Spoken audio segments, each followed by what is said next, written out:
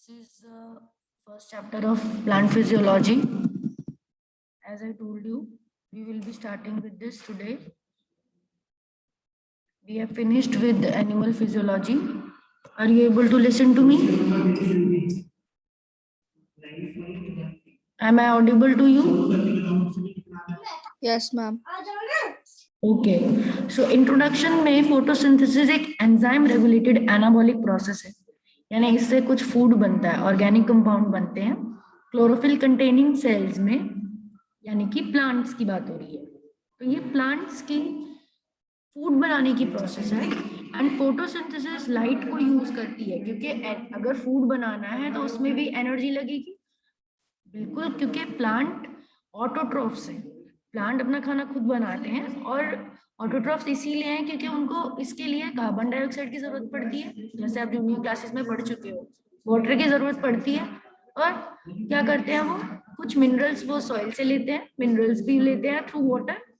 Water के अंदर ही घुला हुआ मिनरल्स होते हैं, मिनरल्स लाइक नाइट्रोजन, फॉस्फोरस, ये इनको काम आते हैं और इन दोनों को ही ये जोड़ते हैं, कार्बन डाइऑक्साइड और वाटर को जोड़कर ये ग्लूकोज जैसा स्ट्रक्चर बनाते हैं, C6H12O6, यानी कि फूड बन जाता है। तो इसके लिए इनको सनलाइट पर, ये किसके प्रेजेंस में होगी ये चीज, uses the sunlight, it will uses the light energy of sun. Sun is the ultimate source of the autotrophic organisms. Clear हुआ ये बात? Yes ma'am. तो बहुत सिंपल है ये समझना कि ये एक आपकी प्राइमरी फूड का सोर्स भी है, कि प्लांट्स अगर फूड नहीं बनाएंगे तो किसी को भी फूड नहीं मिल सकता, बिकॉज प्लांट ही प्रोड्यूसर्स होते हैं किसी भी इकोसिस्टम में। प्लस फोटोसिंथेसिस की वजह से ऑक्सीजन बाय प्रोडक्ट में ऑक्सीजन हमें मिलती है and that is necessary for life giving oxygen रहती है आपकी। क्लियर? फोटोसिंथेसिस में दो चीजें हमें मिल गई, फूड और ऑक्सीजन। अर्ली एक्सपेरिमेंट्स, तो इसको प्रोसेस, इसको समझने के लिए फोटोसिंथेसिस कैसे हो रही है, कैसे प्रोडक्ट को कौन सी गैस बन रही है, क्या चीज ब्रेक हो रही है, समझने के लिए कुछ पहले एक्सपेरिमेंट्स किए गए। तो इसमें जोसेफ प्रीस्टली 1770 में उसने सबसे पहले एक्सपेरिमेंट शुरू करे। आपकी बुक में सारे एक्सपेरिमेंट्स दिए हुए हैं कि Joseph Priestley in 1770 perform a series of experiment in the bell jar. Bell jar के अंदर, बेल जार होता है एक बहुत ही बड़े साइज का इन्वर्टेड बेल शेप का जार होता है और वो हैवी होता है, कांच का बना हुआ होता है। तो उसके अंदर हम किसी भी चीज को जो रखते हैं, आपने 10th में भी पढ़ा था, there was a experiment, plant रखा था और चाइना डिश में क्या रखा था, KOH। यहाँ पर एक फ्लावर पॉट रखा था जिसमें प्लांट था और KOH रखा था और इस बेल जार को लाइट में रखा था फोटोसिंथेसिस करने के लिए।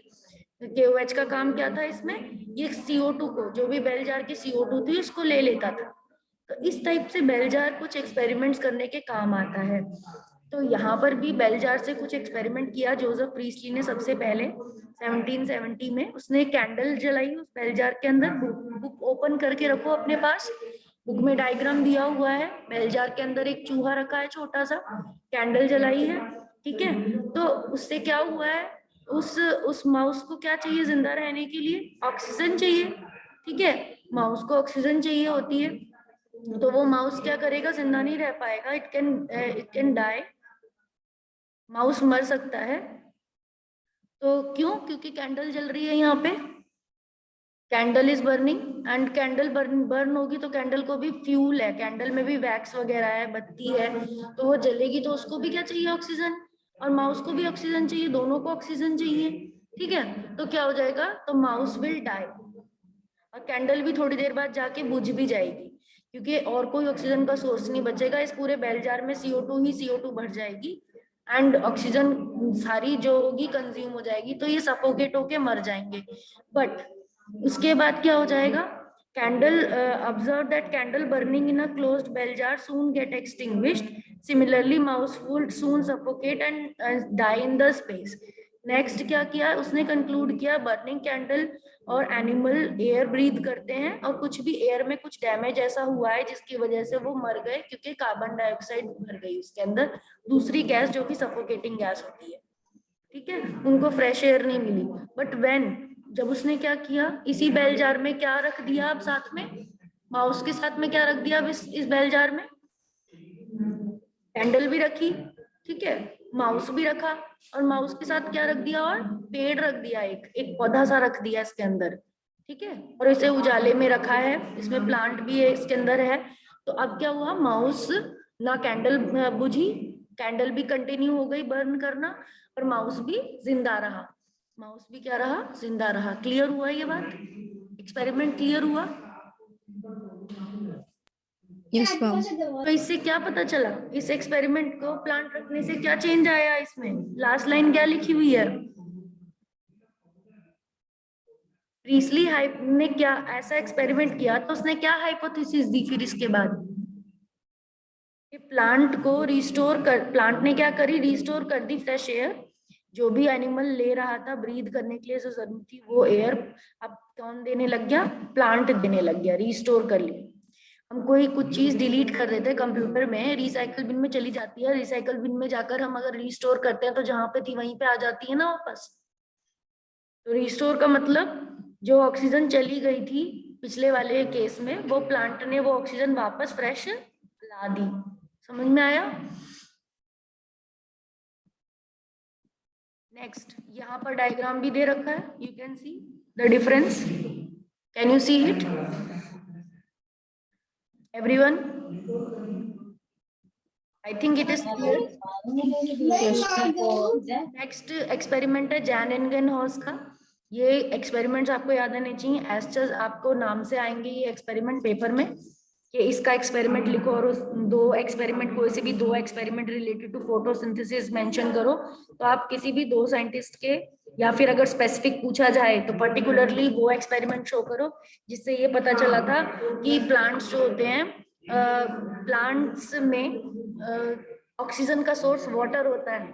पर्टिकुलरली ऐसा एक्सपेरिमेंट वैन लीन ने किया था, वैन लीन ने, एक आएगा सीबी वैन लीन बाद में आएगा, उसने ये डिस्कवर किया था कि जो ऑक्सीजन का सोर्स है वो कार्बन डाइऑक्साइड नहीं है, वो क्या है, वाटर है। ठीक है, तो अगर स्पेसिफिक पूछा जाएगा तो वो पर्टिकुलर वो एक्सपेरिमेंट देना पड़ेगा, और अगर जनरल पूछा जाए इन जनरल तो कोई से भी दो दे सकते हो आप रिलेटेड टू फोटोसिंथेसिस। क्लियर हो रहा है।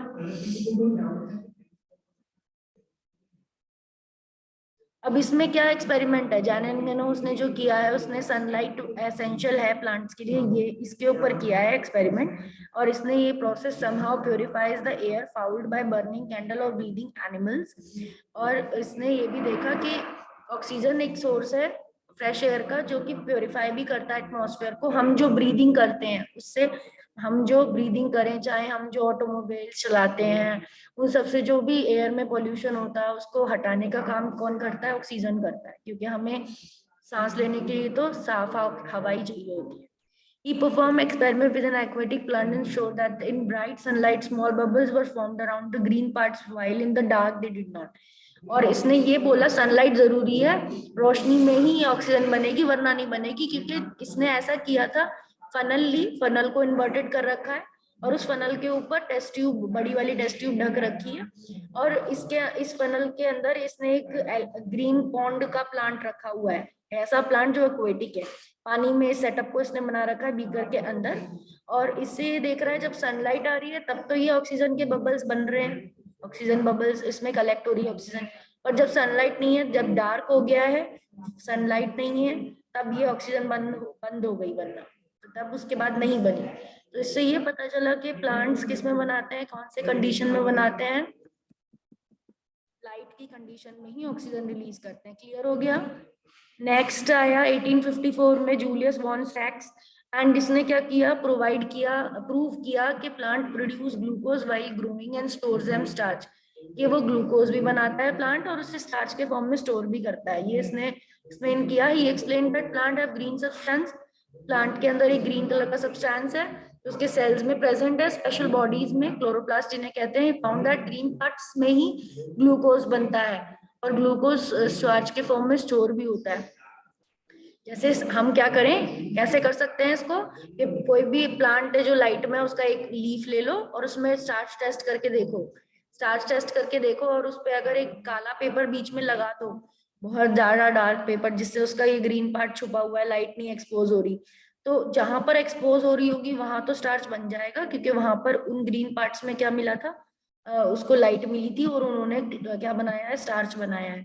और जो अनएक्सपोज्ड पार्ट थे, उन्होंने स्टार्च बना लिया, और जो बंद पार्ट था उसने स्टार्च नहीं बनाया होगा, it has not form starch. 10th में ऐसी एक्टिविटी भी थी एक, क्लियर।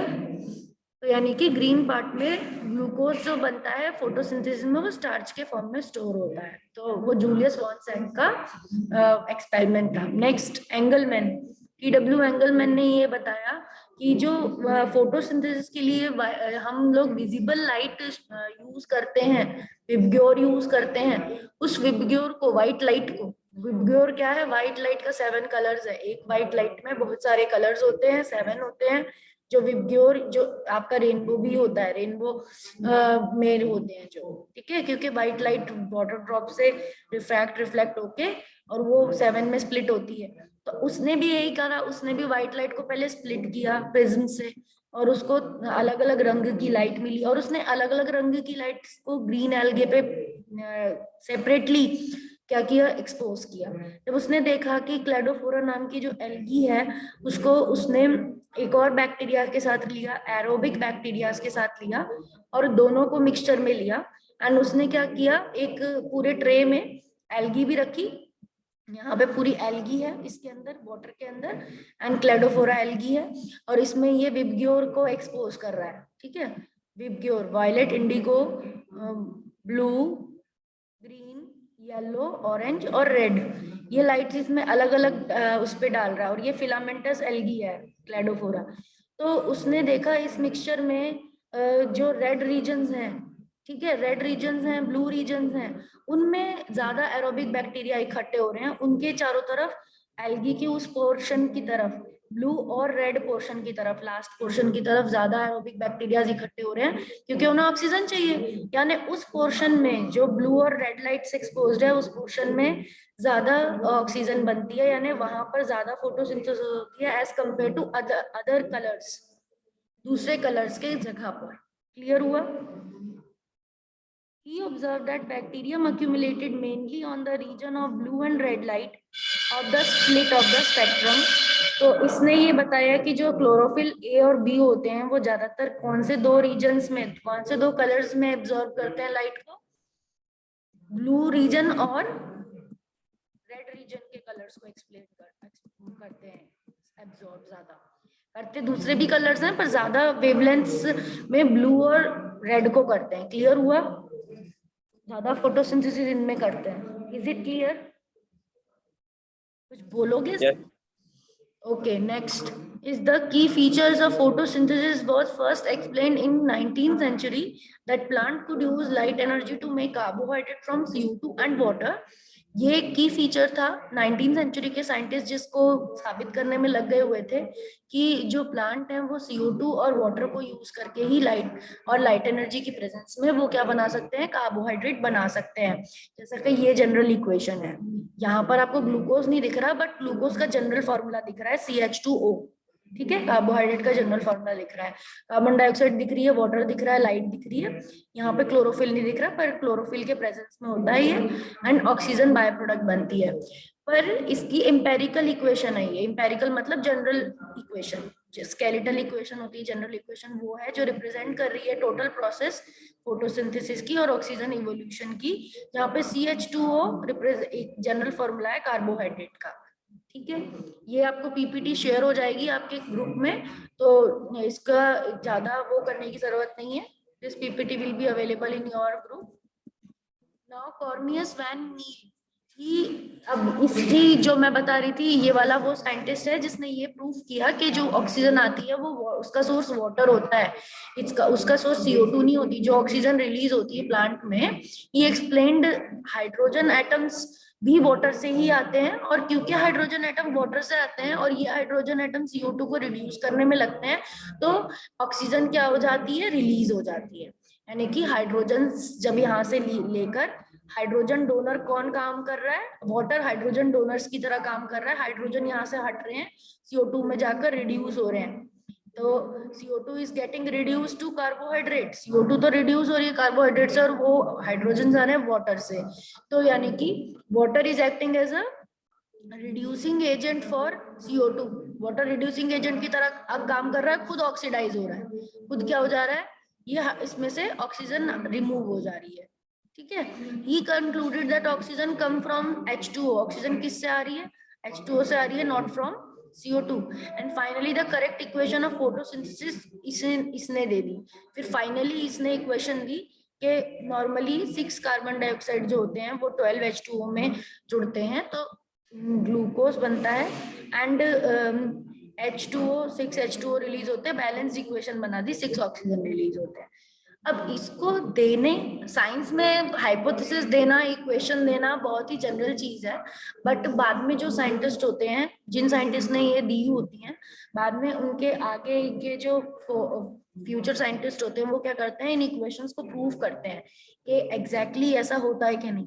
तो इस चैप्टर में भी आप आगे जब पढ़ोगे, डार्क रिएक्शंस पढ़ोगे, 2 रिएक्शंस होते हैं फोटोसिंथेसिस में, लाइट एंड डार्क। लाइट में लाइट एब्जॉर्ब की जाती है क्लोरोफिल से, और ATP और NADPH नाम के सब्सटेंस बनाए जाते हैं, यानी reducing agents and energy source बनाया जाता है। एंड डार्क रिएक्शन में इन्हीं दोनों को यूज करके, ATP और NADPH को यूज करके ये ग्लूकोज बनाया जाता है। फाइनली जो कार्बोहाइड्रेट बनाया जाता है वो डार्क में बनाया जाता है। कहने का मतलब मेरा ये था कि आगे वाले साइंटिस्ट ने ये प्रूफ किया कि ये जो बनता है ग्लूकोज, ये CO2 से कैसे, किस साइक्लिक प्रोसेस के थ्रू बनता है, जिसे बोलते हैं केल्विन साइकिल, C3 साइकिल। ये आगे आने वाले डार्क रिएक्शंस में आप पढ़ोगे केल्विन साइकिल। केल्विन नाम के साइंटिस्ट ने ये पूरी फोटोसिंथेसिस की पूरी इसको प्रूफ किया। ठीक है। पुराने साइंटिस्ट इक्वेशन देते हैं, पर प्रूफ कौन करते हैं? प्रूफ करते हैं आगे वाले आने वाले साइंटिस्ट। यही साइंस है। पुरानी साइंस की चीजों को आगे जाकर और मॉडिफाई किया जाता है, और उनको अच्छे इंस्ट्रूमेंट्स, अच्छी टेक्निक को यूज करके उन्हें और क्या किया जाता है, क्लियर किया जाता है। अब हम आते हैं स्टेप साइट ऑफ फोटोसिंथेसिस पे। मतलब अगर ये प्रोसेस है तो ये किसी जगह तो होती होगी, तो इसकी जगह क्या है, लोकेशन कहाँ है इसकी? तो फोटोसिंथेसिस ग्रीन पार्ट्स में होती है, ये तो बहुत ही पता है, सबको ही पता है, ये तो जनरल चीज है। बट ग्रीन पार्ट्स में भी कहाँ पर होती है, और पर्टिकुलरली ऑर्गेनेली के भी कौन से पोर्शन में होती है, क्लोरोप्लास्ट के भी कौन से, यानी स्पेसिफिक पोर्शन। और कौन सा स्टेप कहाँ होता है? मैंने बोला 2 स्टेप होते हैं, लाइट और डार्क। तो लाइट और कहाँ होता है, डार्क कहाँ होता है, ये भी आपको पता होना चाहिए। तो लीफ में फोटोसिंथेसिस मीजोफिल सेल्स में होती है, और ये सेल्स ऐसे सेल्स हैं जो क्लोरोप्लास्ट में रिच होते हैं। They are rich in the chloroplast. Clear हो रहा है आपको?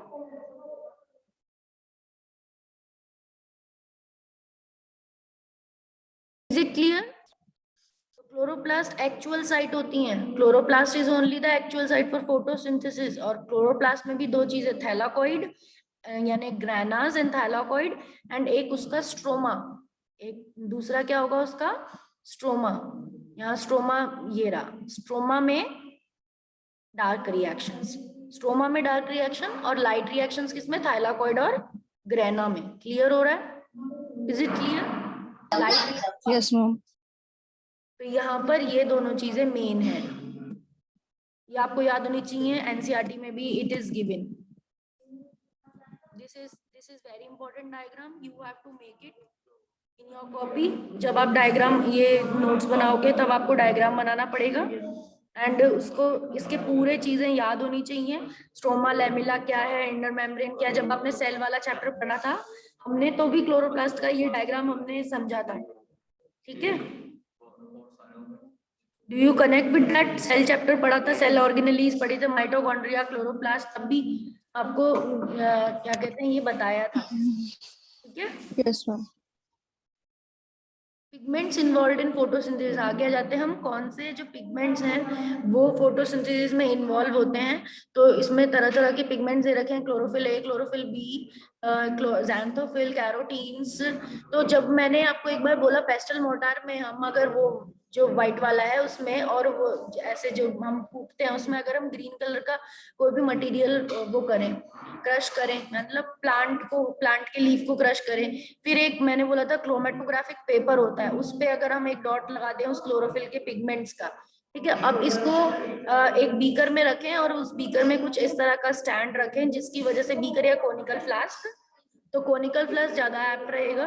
तो कोनिकल फ्लास्क में हम इसमें कोनिकल फ्लास्क लेते हैं, और फिर क्रोमेटोग्राफी की बात बता रही हूँ मैं आपको। क्रोमेटोग्राफी क्योंकि कोनिकल फ्लास्क में नेक पतली होती है एंड नीचे कोनिकल जैसा होता है, इसमें हम सॉल्वेंट भर दें, यहाँ पे हम सॉल्वेंट भर दें, और इसमें कॉर्क की मदद से और थ्रेड के थ्रू बांध कर इस पेपर को ऐसे डिप करें जिसके वजह से इसका सिर्फ टिप टच होना चाहिए सॉल्वेंट में। और तो ये जो इसका जो मटेरियल होगा ये कुछ इस तरह से बनाया जाता है पेपर। यहाँ पर 1 सेंटीमीटर दूर डॉट लगाया जाता है और सॉल्वेंट इसमें राइज करता है, ठीक है। इसमें सॉल्वेंट राइज करता है, जब सॉल्वेंट राइज करता है तो क्लोरोफिल के अंदर जितने भी तरह के क्लोरोफिल होते हैं वो ऊपर राइज करते हैं उसके साथ साथ, और राइज करके अलग अलग लेवल पे जितनी उनकी सॉल्युबिलिटी होती है उतने लेवल्स पे जाकर वो बैंड्स बना लेते हैं। and this type of method of separation of different kinds of band on the paper is chromatography। तो क्लोरोफिल पिगमेंट्स हमें पता चल जाते हैं, सबसे ऊपर आते हैं कैरोटिनॉइड पिगमेंट्स और ज़ैंथोफिल पिगमेंट्स, ये सबसे ऊपर तक पहुंचते हैं, येलो और येलो टू ऑरेंज कलर तक के। एंड उसके बाद उसके नीचे उससे आता है क्लोरोफिल बी और सबसे नीचे आता है क्लोरोफिल ए। तो इस तरह का इसका वो रहता है। In the blue and red region spectrum shows higher rate of photosynthesis, ये हमने पहले भी देख लिया एक्सपेरिमेंट में जो क्लेडोफोरा एल्गी के ऊपर और एरोबिक बैक्टीरिया के ऊपर किया था, कि ब्लू और रेड रीजन्स ही होते हैं जिनमें ये सारे पिगमेंट ज्यादा एब्जॉर्ब करते हैं, चाहे क्लोरोफिल ए हो, चाहे क्लोरोफिल बी हो, चाहे ज़ैंथोफिल हो, चाहे कैरोटिनॉइड। एक्चुअली में क्लोरोफिल ए जो है वो मेजर पिगमेंट है, यहाँ पे भी दे रखा है, it is acting as a reaction centre. And ये ब्राइट ब्लू और ग्रीन कलर का होता है क्रोमेटोग्राफ पे। अभी जो मैंने आपको बताया पेपर स्ट्रिप जब वो सेपरेट हो रही हैं तो उसमें ये कौन से कलर का मिलेगा आपको chlorophyll A? Blue green colour का मिलेगा, ब्राइट ब्लू ग्रीन, ठीक है। और ये रिएक्शन सेंटर यानी लाइट रिएक्शंस जो होते हैं ना उसमें जहां से सबसे पहला इलेक्ट्रॉन मूव करना शुरू करता है, उस लाइट पूरी एब्जॉर्ब करने के लिए बाद जो भी लाइट एक्चुअली में एब्जॉर्ब होती है आगे हम पढ़ेंगे, एक लाइट हार्वेस्टिंग कॉम्प्लेक्स होता है LHC, उसके थ्रू लाइट हार्वेस्ट होती है, उसमें ये सारे पिगमेंट इसकी हेल्प कर रहे होते हैं क्लोरोफिल ए की लाइट एब्जॉर्ब करने में। मेनली रिएक्शन शुरू कौन करता है? क्लोरोफिल ए करता है, इसीलिए इसे बोला है रिएक्शन सेंटर। पर इसको एब्जॉर्ब करके लाइट दे रहे होते हैं ये सारे, क्लोरोफिल बी दे रहा होता है, ज़ैंथोफिल दे रहा होता है, कैरोटिनॉइड, तो ये एक्सेसरी पिगमेंट्स में आते हैं। नीचे वाले सारे जो आते हैं ये एक्सेसरी पिगमेंट्स में आते हैं और ये मेन पिगमेंट में आता है क्लोरोफिल ए, ठीक है। और इनके कलर्स दिए ही हुए हैं आपको, क्लोरोफिल बी का कलर दिया हुआ है, ज़ैंथोफिल का दिया है, कैरोटिनॉइड का दिया हुआ है, ठीक है। यहाँ तक सब समझ में आया? यहाँ तक सब समझ में आया सबको? Yes, ma'am. थोड़ा सा ज्यादा इंफॉर्मेशंस हैं और थोड़ी सी नई है आपके लिए, बट अगर आप इसको एनसीईआरटी से कनेक्ट करके पढ़ोगे सेम चीजें लिखी हुई हैं, बस आपको एक रीड करने की देर है, आपने चैप्टर रीड करना है तो आपको सारी चीजें आप समझ पाओगे जो भी मैंने अभी आपको समझाई है। What is light reaction? अब लाइट रिएक्शन की बात मैंने बता दी, फोटोसिंथेसिस के दो रिएक्शन है, लाइट रिएक्शन और डार्क रिएक्शन। जो लाइट की प्रोसेस में प्रेजेंस में होने वाले रिएक्शंस हैं जिनके लिए लाइट नेसेसरी है, बिना लाइट के नहीं होंगे, यानी डे टाइम में ही वो होंगे, या आर्टिफिशियल लाइट, ठीक है, तो फ्लोरेसेंट लाइट से भी हो सकते हैं। तो लाइट में होने वाले रिएक्शंस लाइट रिएक्शन कहलाएंगे और इन्हें फोटोकेमिकल स्टेप्स भी कहा जाता है क्योंकि इसमें लाइट एब्जॉर्प्शन का स्टेप होता है, वाटर के ब्रेकिंग का स्टेप होता है, ऑक्सीजन की रिलीज का स्टेप होता है, हाई एनर्जी कंपाउंड्स यानी ATP और NADPH इसके प्रोडक्ट्स हैं, इन रिएक्शन के प्रोडक्ट्स हैं। क्लियर हो रहा है? इसमें इन लाइट रिएक्शन के दौरान यानी ये सब स्टेप्स हो गए कि लाइट एनर्जी एब्जॉर्ब होगी, वाटर मॉलिक्यूल स्प्लिट होगा, ऑक्सीजन इवॉल्व होगी, कंपाउंड्स कौन से बनेंगे? ATP and NADPH। अब इट इन्वॉल्व सेवरल कॉम्प्लेक्सेस, इसके अंदर इसको क्या रिक्वायरमेंट होगी, अभी अभी हमने पढ़ा कॉम्प्लेक्सेस की रिक्वायरमेंट होगी, यानी लाइट हार्वेस्टिंग कॉम्प्लेक्सेस की जो पिगमेंट्स हैं, जो एक्चुअली में क्या है, पिगमेंट का ग्रुप है, वो कॉम्प्लेक्सेस हैं, पिगमेंट्स का group, chlorophyll B, xanthophyll, carotenoids, ये दो डिस्क्रीट कॉम्प्लेक्सेस में LHC डिवाइडेड है। पहला लाइट हार्वेस्टिंग कॉम्प्लेक्स है फोटोसिस्टम 1, इसको फोटोसिस्टम 1 बोला जाता है, और ये मैक्सिमम अब्जॉर्प्शन करता है 700, नियरली 700 नैनोमीटर्स के और अबव, इतने रेंज में ये लाइट अब्जॉर्ब करता है, मतलब इसकी वैल्यू ज्यादा है, ये फोटोसिस्टम 1 है, इसकी वेवलेंथ की वैल्यू का ज्यादा है, इतने लेवल से ये अब्जॉर्ब करता है। फोटोसिस्टम 2 को PS2 भी बोलते हैं, और PS2 को P60 PS60 भी 680 भी बोलते हैं, 60 नहीं 680, ठीक है, P680 फोटोसिस्टम 2 है, क्योंकि 680 नैनोमीटर, दो कम, 700 से दो कम रेंज की, यानी कि अप्रोक्सीमेटली तो कहें तो दोनों एक दूसरे के जैसे ही हैं, कॉरस्पॉन्डिंग है, बट फिर भी इसकी वैल्यू है, ये 680 नैनोमीटर तक की लाइट ही अब्जॉर्ब, उसके ऊपर ये बंद हो जाता है, क्योंकि 680 के ऊपर चाहे दो ही लेवल अप हो तो डजंट मैटर, पर 680 के नैनोमीटर के अगर ऊपर होगी तो no, it will not absorb, only PS1 will absorb then, ठीक है। तो P680 PS1 P700 कहलाता है, PS1 क्या कहलाता है, P700। तो ये दो लाइट हार्वेस्टिंग कॉम्प्लेक्सेस हैं, ये कॉम्प्लेक्सेस क्लोरोफिल के मॉलिक्यूल्स के ही हैं, बट इनका अपना अपना नाम है, बिकॉज इनका एक रेंज है, जिस रेंज से ये लाइट को अब्जॉर्ब करते हैं, PS1 है P700 एंड PS2 है P680। क्लियर हुआ ये point? Now light harvesting complex LHC light harvest करते हैं कॉम्प्लेक्स, ये 100 ऑफ पिगमेंट मॉलिक्यूल्स के बने हुए होते हैं, और ये पिगमेंट मॉलिक्यूल्स भी अपने आप में प्रोटीन ग्रुप्स के बने हैं, एंड इनमें कुछ कह सकते हैं मेटल आयंस भी होंगे, क्लोरोफिल में खुद मैग्नीशियम आयन होता है, ठीक है, सेंटर में, और भी जो दूसरे ज़ैंथोफिल्स हैं और कैरोटिनॉइड्स हैं, इनमें खुद के अलग अलग मेटल आयंस होते हैं, तो इनमें ग्रुप्स होते हैं, जैसे आपने कौन सा प्रोटीन पढ़ा है, हीमोग्लोबिन भी पढ़ा है, हीमोग्लोबिन हमारा ह्यूमन का पिगमेंट है, तो उसमें क्या है, आयरन कंटेनिंग पिगमेंट है, उसमें भी मेटल आयन है, और उसमें ग्लोबिन चेन के साथ जुड़ा हुआ है, ऐसे ही सेम क्लोरोफिल के अंदर भी हाइड्रोकार्बन की चेन्स होती हैं, क्लोरोफिल का भी अपना एक फॉर्मूला है, क्लोरोफिल ए का, बी का, ज़ैंथोफिल का, सबका अपना अपना फॉर्मूला है, उसके अंदर प्रोटीन्स के ग्रुप हो सकते हैं, उसके अंदर there can be hydrocarbon long chains, tail, head, ऐसी चीजें होती हैं, और प्लस मेटल आयंस भी होते हैं, ठीक है। तो PS1 ग्रुप में ये कनेक्टेड है, एक दो ग्रुप बनाए इन्होंने, PS1 और PS2। आगे आप जब डायग्राम देखोगे तो ज्यादा क्लियर होगा, अभी आप सिर्फ थ्योरी है तो इसलिए आपको कनेक्ट नहीं कर पा रहे आप।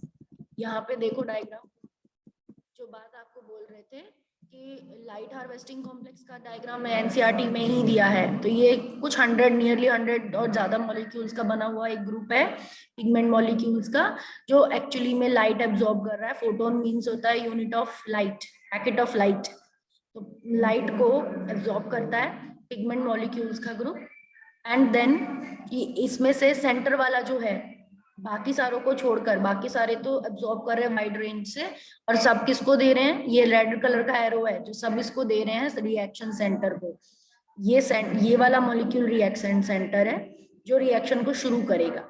It will start the reaction by splitting the H2O split करके, और ये रिएक्शन को स्टार्ट करता है, ठीक है। H2O मतलब 2H पॉजिटिव में तोड़ेगा एंड हाफ O2 में तोड़ेगा, क्योंकि एक ही एटम है ऑक्सीजन का, तो यानी कि ऑक्सीजन वैसे डाइएटॉमिक होती है, इसलिए हाफ O2 लिखते हैं यहाँ पर, यानी एक एटम H2O। तो ऐसे करके ये तोड़ता है, दो प्रोटॉन्स बनते हैं, दो इलेक्ट्रॉन्स, जो दो इलेक्ट्रॉन बनते हैं वो ऊपर जाते हैं, और वो इलेक्ट्रॉन एक्सेप्टर उन्हें एक्सेप्ट करता है। तो डायग्राम में ऊपर दे भी रखा है आपको कि 2 इलेक्ट्रॉन भी will be formed and that will be accepted by primary acceptor, primary electron acceptor। Clear हो रहा है?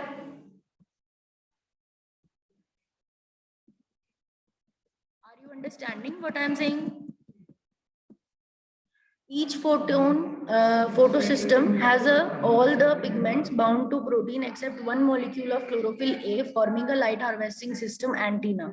ठीक है, हर फोटोसिस्टम पिगमेंट मॉलिक्यूल्स का बना है एंड इसमें पिगमेंट्स क्या है, प्रोटीन से बाउंड होते हैं, pigments bound to protein except one molecule जो क्लोरोफिल ए का होता है, जो लाइट हार्वेस्टिंग सिस्टम का एंटीना कह सकते हैं, फॉर्मिंग एंटीना बन जाता है, यानी सारे चीजों का सारी रेंजेस सारी वेवलेंथ्स लेकर उस रिएक्शन सेंटर में डाली जाती है। जैसे आप क्या करते हो, जब पहले एंटीनास चलते थे तो जितनी भी हमारी जो ब्रॉडकास्टिंग होती थी उनकी सबकी कौन करता था, रिसीव, एंटीना रिसीव करता था ना, तभी तो फिर वो हम देख पाते थे टीवी में कुछ भी।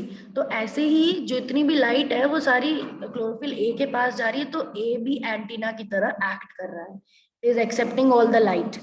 Then pigment absorb different wavelength of light and for efficient photosynthesis.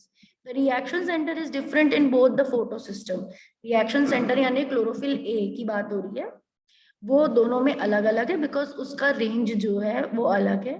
Photosystem 1 में इसका पीक जो है, पीक अब्जॉर्प्शन हो रहा है 700 पे, तो फोटोसिस्टम 1 इसीलिए अलग है क्योंकि उसके अंदर जो क्लोरोफिल ए है वो उसका मैक्सिमम अब्जॉर्प्शन 700 पे होता है. पीएस सेकंड जो है, फोटोसिस्टम सेकंड, उसका अब्जॉर्प्शन 680 पे होता है. क्लियर?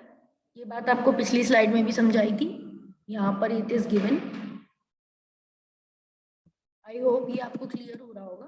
प्रोसेस ऑफ फोटोसिंथेसिस, अब इसमें दो चीजें बता दी, फोटोकेमिकल फेज, बायोसिंथेटिक फेज, वही चीज है बार में दूसरे नामों से दी हुई है. फोटोकेमिकल का नाम आप जान ही चुके हो, पिछले वाली स्लाइड में था. फोटोकेमिकल फेज जहां भी बोलेंगे दैट मींस लाइट रिएक्शंस, नीचे भी दिया हुआ है, ठीक है. And biosynthetic phase dark reactions, यहाँ पर उनकी डेफिनेशन भी दी हुई है. फोटोकेमिकल फेज आप भी डिफाइन करो तो ऐसा लिखना जरूरी है कि फेज, ऐसा फेज जिसके अंदर लाइट अब्जॉर्प्शन हो रही है, स्प्लिटिंग होगी वाटर की, ऑक्सीजन रिलीज होगा, आईएटीपी बनेगा, एनएडीपीएच बनेगा, ऐसे उसको क्या कहते हैं, फेज को फोटोकेमिकल फेज कहते हैं. बायोसिंथेटिक फेज ऐसा फेज जिसके अंदर लाइट इंडिपेंडेंट होगा, यानी कि लाइट की कोई उस पर डिपेंडेंसी नहीं है, even in the absence of light it can take place, and light हो तो भी कोई दिक्कत नहीं है, यानी इंडिपेंडेंट है उससे. And synthesis of food material से ज्यादा रिलेशन है इसका. ये इसमें मेनली एक्चुअली काम क्या किया जाता है, फूड बनाया जाता है, यानी कार्बोहाइड्रेट शुगर्स बनाई जाती है. Clear? The electron transport system, अब इलेक्ट्रॉन ट्रांसपोर्ट सिस्टम में photosystem centre carry chlorophyll A absorb 680. Electron transport system एक तरह का एक सिस्टम है जिसके अंदर अभी आपको बताया जाएगा जेड स्कीम. जेड स्कीम मतलब कि किस तरीके से फोटो सिस्टम सेकंड से शुरू करके, फोटो सिस्टम सेकंड से शुरू करके यानी P680 से शुरू करके इलेक्ट्रॉन्स को इलेक्ट्रॉन एक्सेप्टर के थ्रू अलग अलग तरह के इलेक्ट्रॉन कैरियर्स के अंदर ट्रांसफर करवा के, एक दूसरे के अंदर ट्रांसफर करा के, इधर से इधर, इधर से इधर, फिर PS1 पे लाकर, बीच में PS1 भी इसमें एक चेन में आ जाएगा, और देन उसके बाद फाइनल इलेक्ट्रॉन एक्सेप्टर के साथ डालकर, जिसे फेरिडॉक्सिन कहते हैं, ये क्या करता है, ये फाइनल प्रोडक्ट बनाएगा NADPH. NADPH ये पूरी एक स्कीम है, जेड स्कीम इसको बोलते हैं, ठीक है. एंड रॉबर्ट हिल ने इसे दिया था. एंड इसमें क्या था, इसमें इस वाले चेन के थ्रू जब प्राइमरी इलेक्ट्रॉन एक्सेप्टर देता है इलेक्ट्रॉन्स को, 2 इलेक्ट्रॉन्स जो हैं वो ही चैनलाइज होते हैं, आगे देता है, तो इस स्टेप के थ्रू तो क्या बन जाता है, ATP बन जाता है, मिड में ATP बन जाता है, और लास्ट में जाकर NADPH बनता है. तो आगे आप जेड स्कीम देखोगे तब आपको समझ में आएगा. यहाँ थ्योरी दी हुई है, थ्योरी में क्या है वो भी हम देख लेते हैं कि in photosystem second absorbs the 680 nanometer wavelength red light causing electrons to become excited and release 2 electrons from atomic nucleus. water के atomic nucleus molecule से 2 electrons निकलते हैं. these electron are accepted by primary electron acceptor, ये भी ferredoxin है, and the electron from ferredoxin pass to electron transport system. पूरे एक system में चला जाता है. जैसे मैंने आपको बताया कि बीच में पूरी एक चेन आती है इलेक्ट्रॉन कैरियर्स की, जैसे साइटोक्रोम्स होते हैं, साइटोक्रोम्स बोलते हैं इन कैरियर्स को. consisting of cytochromes, and the electron moved in the downhill in terms of redox potential oxidation reduction reactions.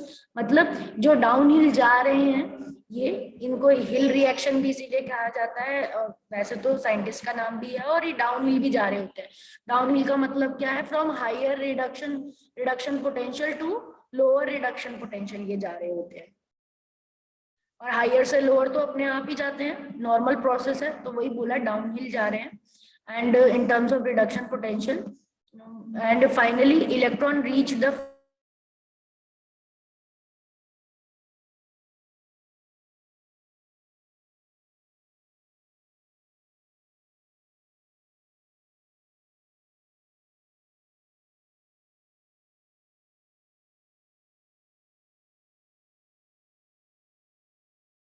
यहाँ पर वो रिएक्शन दिया हुआ है जिस जेड स्कीम की मैं बात कर रही थी कि लाइट हार्वेस्टिंग कॉम्प्लेक्स और P680 से शुरू हो रहा है। P680 में लाइट एब्जॉर्ब हुई, पूरी लाइट जो है यहाँ एब्जॉर्ब हो रही और इसको मिल गई है इसके रिएक्शन सेंटर को। रिएक्शन सेंटर ने क्या किया, इसी लाइट एनर्जी की मदद से वाटर को ब्रेक किया। वाटर को ब्रेक किया तो इसको 2 इलेक्ट्रॉन्स मिले, 2 प्रोटॉन्स मिले और 1 ऑक्सीजन मिली है। ठीक है, 1 ऑक्सीजन मिली है।